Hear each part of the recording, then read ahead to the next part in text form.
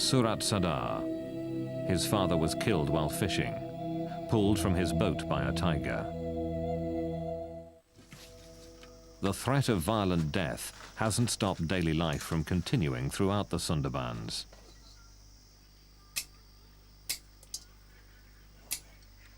Every day, Kamala Mondal can be found at her small village store.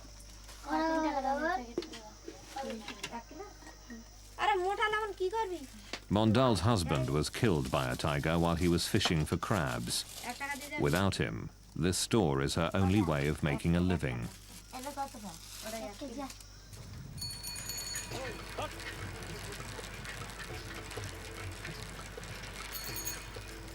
Sudeshna Day is a doctor who works in many of these villages.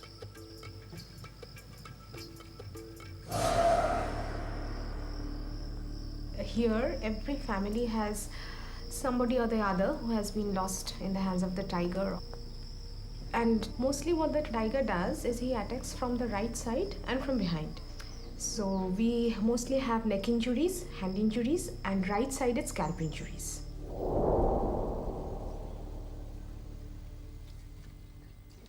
It is very rare to survive a tiger attack. Ashit Mondal is one of the few who have.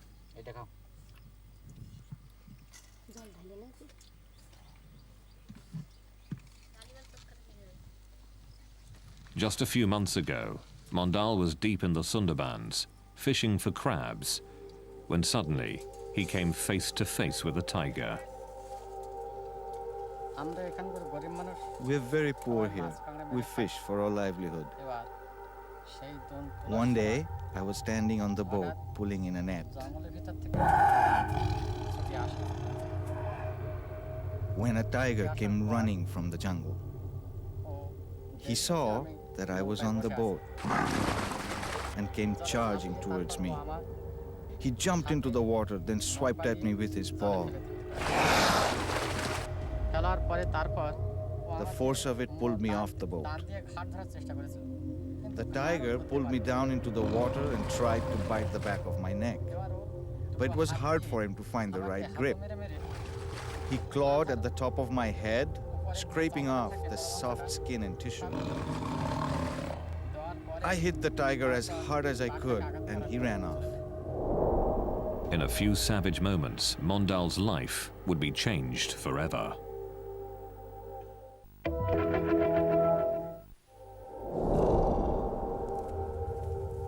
A tiger's enormous forepaws can shatter bones. Its teeth can pierce a skull in a single bite.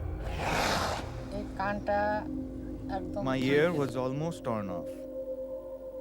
This was all cut, and the skin was just hanging from my face. It was ripped all the way up to here and over to my ear. My neck was bleeding badly too. The tiger also did a lot of damage to my arm and the back. This whole part of my head was gone. It's not healed yet. It's still an open wound.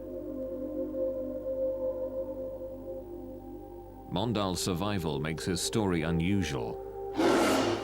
But the fact that he was attacked in the first place makes him just another in the long line of victims.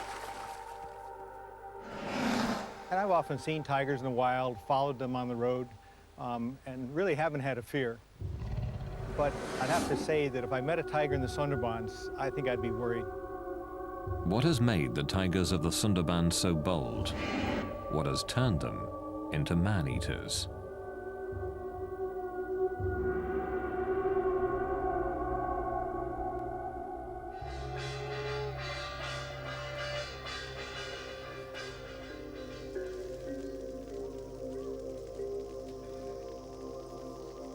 Tigers are a deeply entrenched part of the culture in the Sundarbans, a fearsome thread woven into the tapestry of everyday life.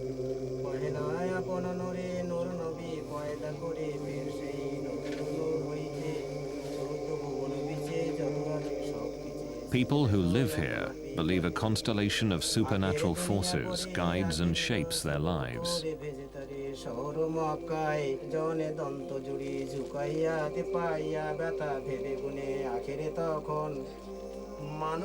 Before entering the forest where the tigers live, the priests and elders of the Sundarbans pray with the villagers, asking for protection.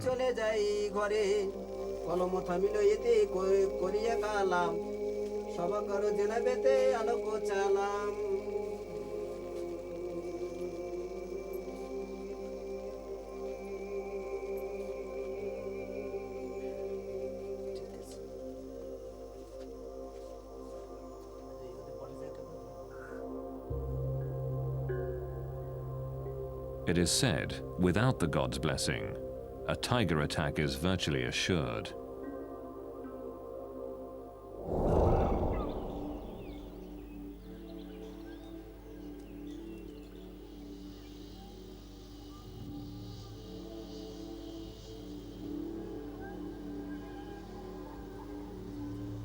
Bandhavgarh National Park is one of those places where wild tigers roam.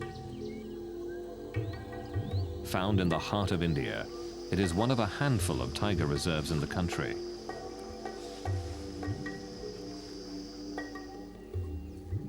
It has a rich history. In Indian legend, this fort, which dominates the park, was a gift from the great Lord Rama himself.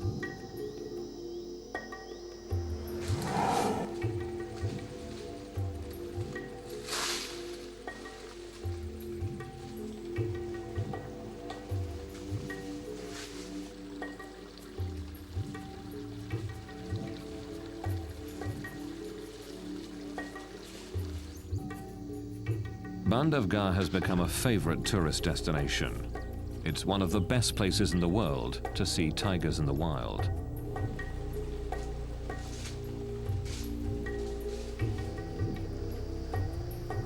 These are Royal Bengal tigers, the same type of tiger that lives in the Sundarbans. And like the Sundarbans, this is certainly not a zoo.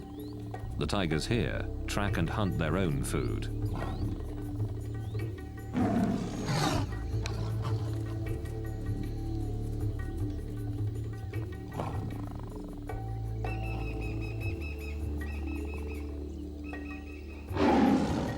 But even with all the people nearby, there's no serious concern of tiger attack. Since the park was established in 1968, no one here has been killed by a tiger. During the same time in the Sundarbans, over 1,000 people have been hunted down.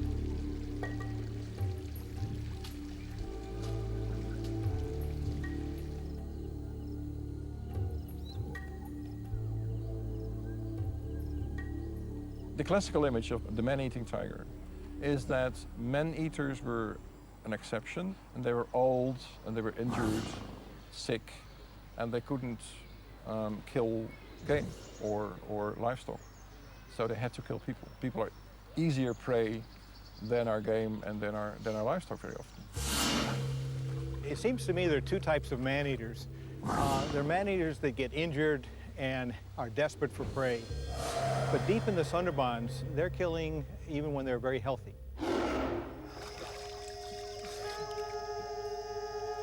Living in the shadow of the man-eating tigers is part of daily life in the Sundarbans.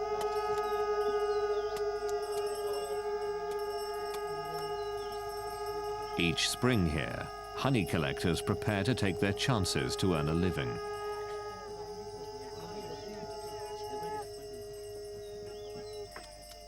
The danger of entering the forest makes this a solemn occasion.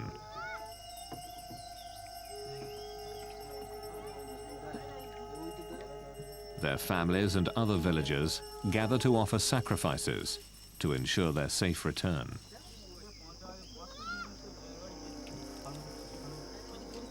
But even with the permission of the park rangers and the blessing of the local priests, men from these villages enter the forest, never to return.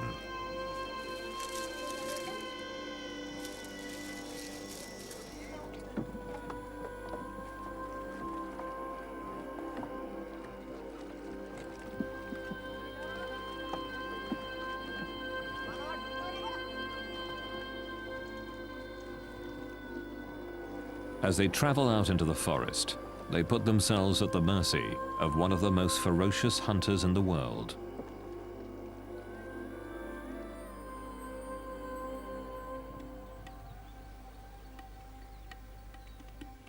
The murky waters, muddy banks, and thick swamps of the Sundarbans make it almost impossible to see the tigers here. Very few researchers have braved the hostile environment.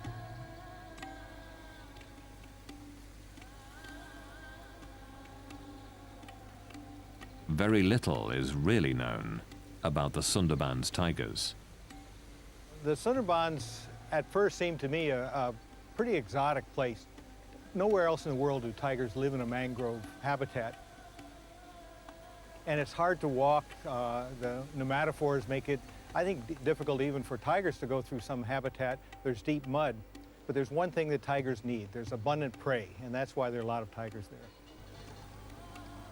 A census is conducted in the Sundarbans to try to answer one of the most basic questions about the tigers of the region. How many are there? The census takers are forest guards who search the muddy banks of this area for tiger tracks.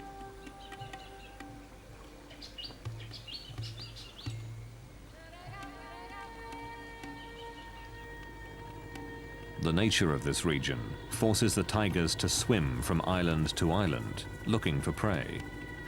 While all tigers are comfortable in the water, the tigers in the Sundarbans have become especially adept here.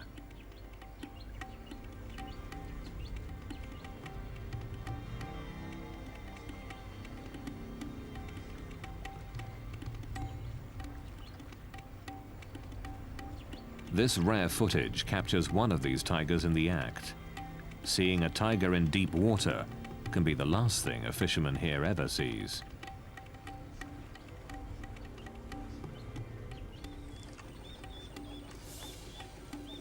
The tiger is tracked to where it left the river, but seconds after leaving the water, it has dissolved into the forest.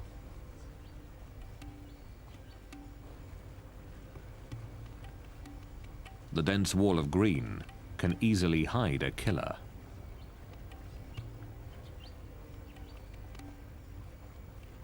It is extremely dangerous to get off the boat.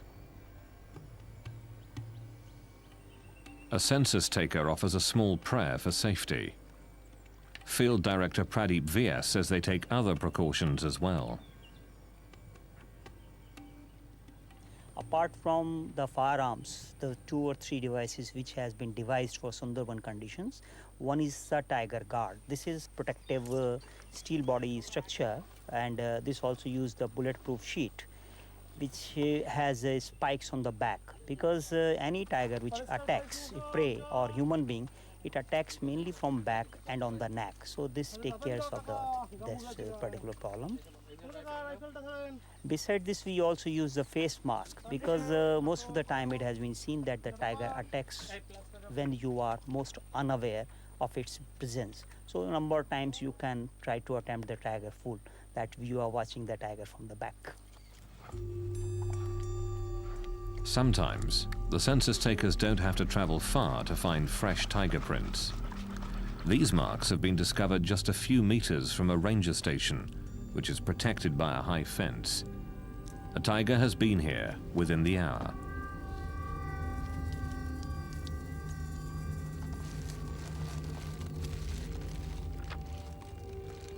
While some work quickly to gather the print, the others keep watch on the forest.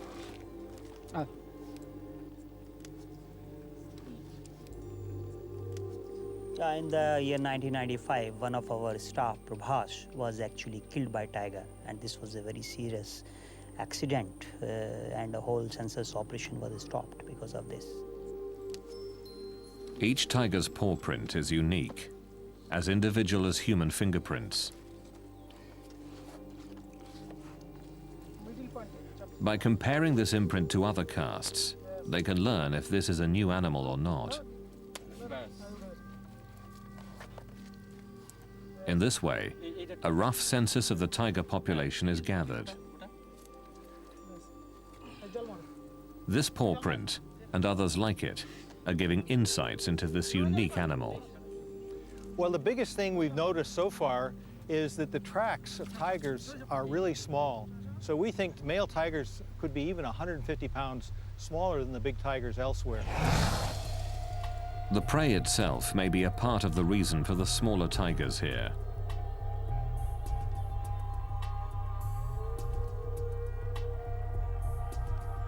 The largest animals tigers eat in the Sundarbans are about a quarter of the size of tiger prey available in the rest of India. But without more research, it's difficult to know if the difference in the size of prey has pushed these tigers to hunt down humans. The honey collectors are now deep within the forest, in tiger territory. With the blessing of the tiger god, the collectors search for beehives.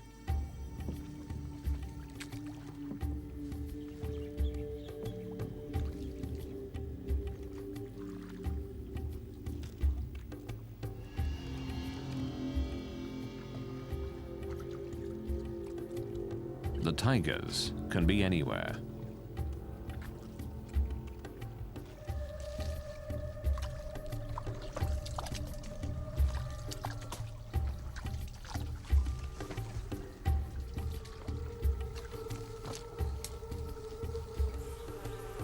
But the reward is worth the risk. This is what the honey collectors have searched for: hives dripping with bees and honey.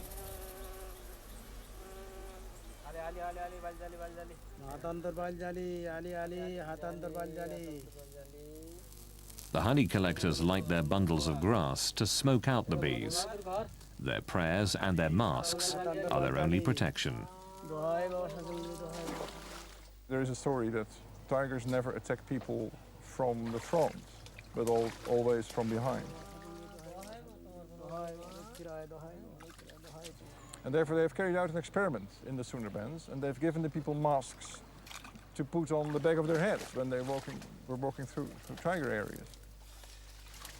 And in the beginning, the tigers seemed to fall for this ruse. But then they cottoned on, and they discovered that this was a ploy. And they again attacked people even though they were wearing a mask.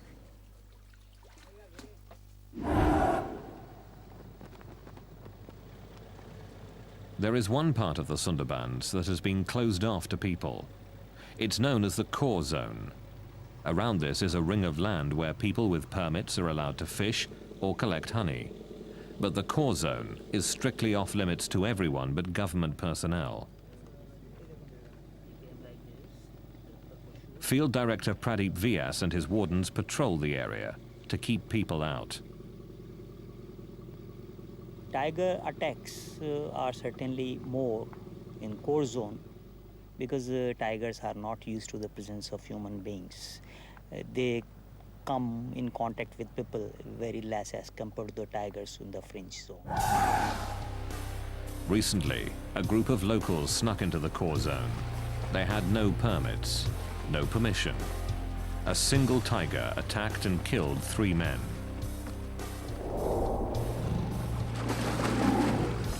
Vyas and the others were shocked by the attack. Normally a tiger will only kill one person, then devour their body. Vyas believes the attack shows how little we know about these ferocious animals. In my opinion, tiger understand human behavior very well, though we have yet to understand the behavior of tiger. With so little known about the tigers here, it's difficult to determine why the attacks occur.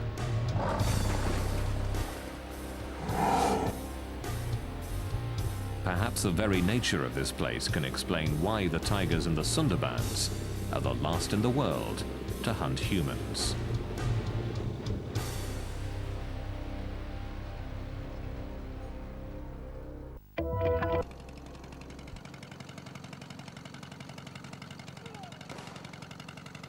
The Sundarbans is one of the most dangerous places in the world.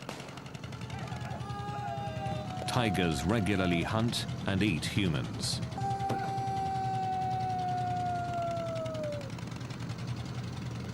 In this remote part of East India, park rangers take unusual measures, hoping to keep tigers away from the villages, hoping to keep predator and human prey apart.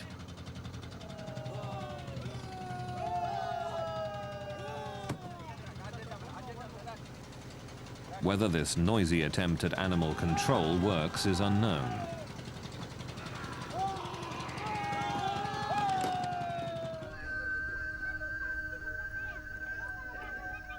This extreme effort to keep tigers away from the villages of the Sundarbans is not duplicated in other tiger reserves in India. Here at Bandhavgarh National Park, villagers ring the tiger reserve, just as they do in the Sundarbans. But no one can remember the last time someone was killed by a tiger.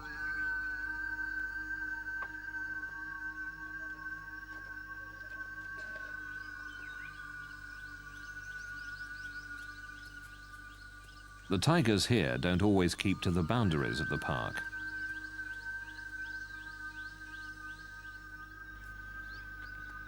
They regularly enter this village in search of prey, but strangely, have never attacked people.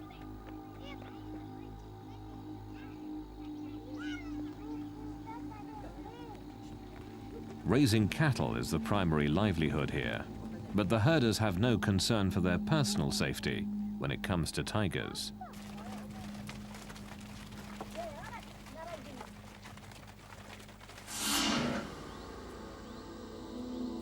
This tiger, B2, is the best-known cattle killer in Bandhavgarh.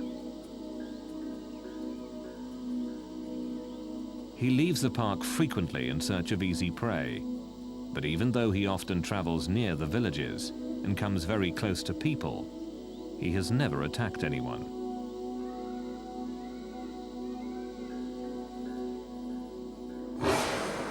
Every day, herders near Bandhavgarh take their cattle out to graze. They don't enter the park, but keep to the land just outside Bandhavgarh's boundaries. B2 and other tigers, of course, don't know where those boundaries are. When B2 sees cattle, what he sees is easy prey, no matter where it is. But when people are about, B2 is loath to attack. People make him wary. People keep him at bay.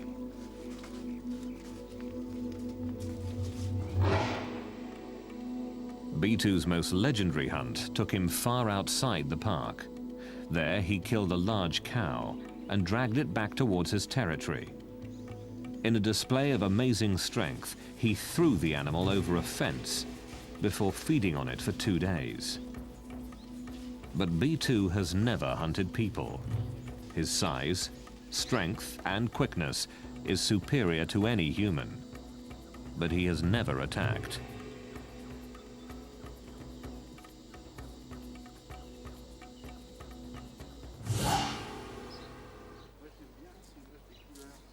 Claude Hadencourt went to India to see tigers firsthand. What he saw almost cost him his life. The tiger attacked the car while we were stopped. We were listening to the barks of the deer that announced the presence of the tiger.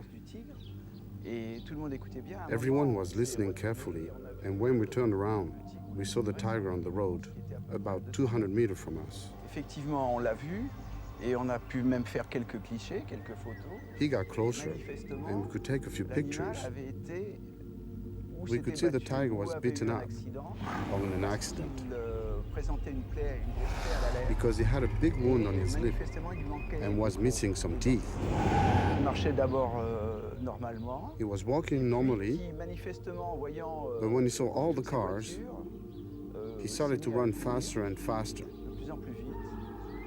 And finally, when we least expected it, he jumped in our car.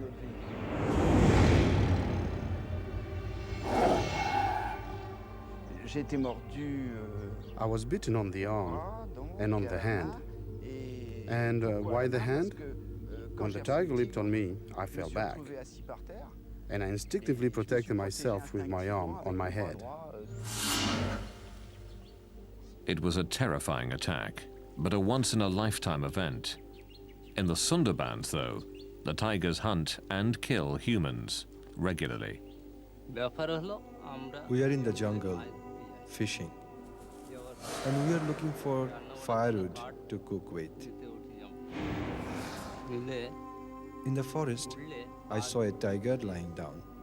Then it suddenly jumped on my brother. The tiger ran off with my brother in his mouth. I followed him with my axe.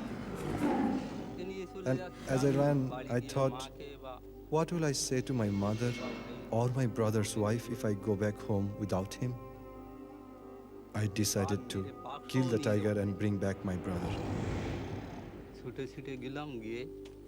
I kept running and was able to hit the tiger with my axe.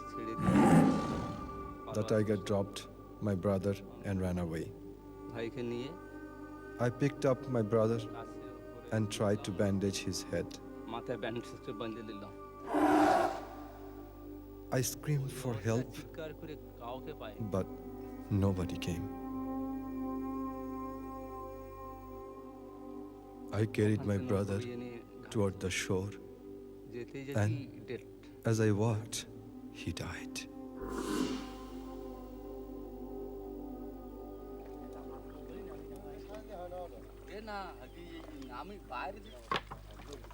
Why do these attacks continue? It's difficult to know what separates the tigers of the Sundarbans from those everywhere else in the world. There are several theories, but little hard proof.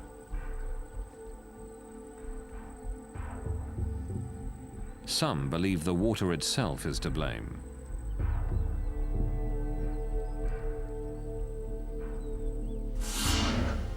Because the Sundarbans rest on the Bay of Bengal, the salt content of the water is quite high.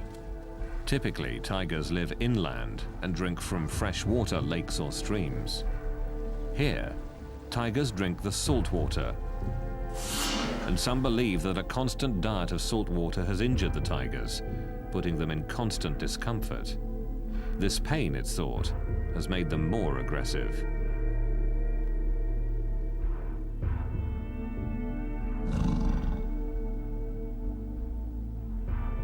Freshwater ponds were dug to provide an alternative for the tigers, but the attacks persisted.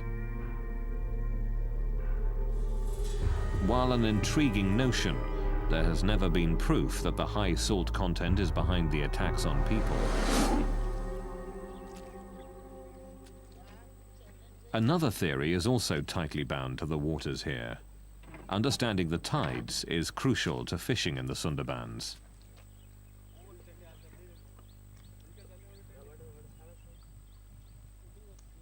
In several hours, these nets will be covered with water and perhaps fish. The regular movement of the tides shapes the behavior of the fishermen.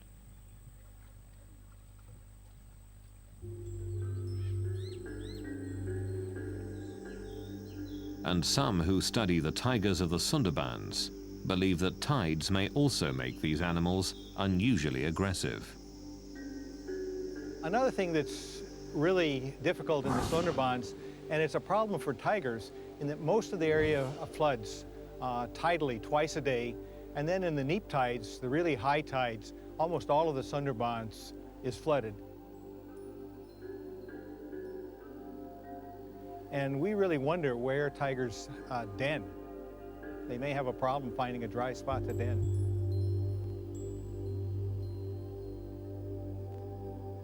There is another theory that the tigers of the Sundarbans are more aggressive than others because conflicts that would be avoided through scent markings have to be played out.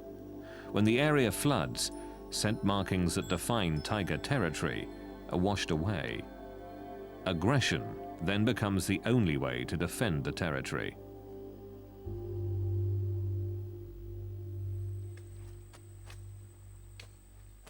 When the water recedes, the mud is left behind.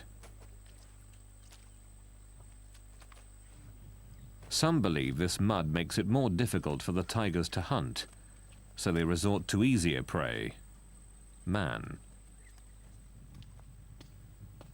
Another theory suggests that tigers don't knowingly hunt humans.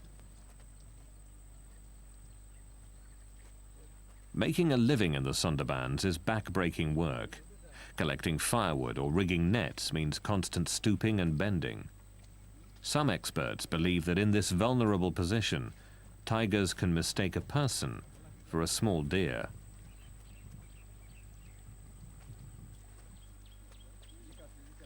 Once a tiger has mistakenly killed a human in this fashion, it is believed that the animal develops a taste for people and is more likely to kill again. There is an even more gruesome theory. Some believe that the tigers have acquired a taste for human flesh because of the weather. Brutal cyclones frequently batter this region, killing thousands.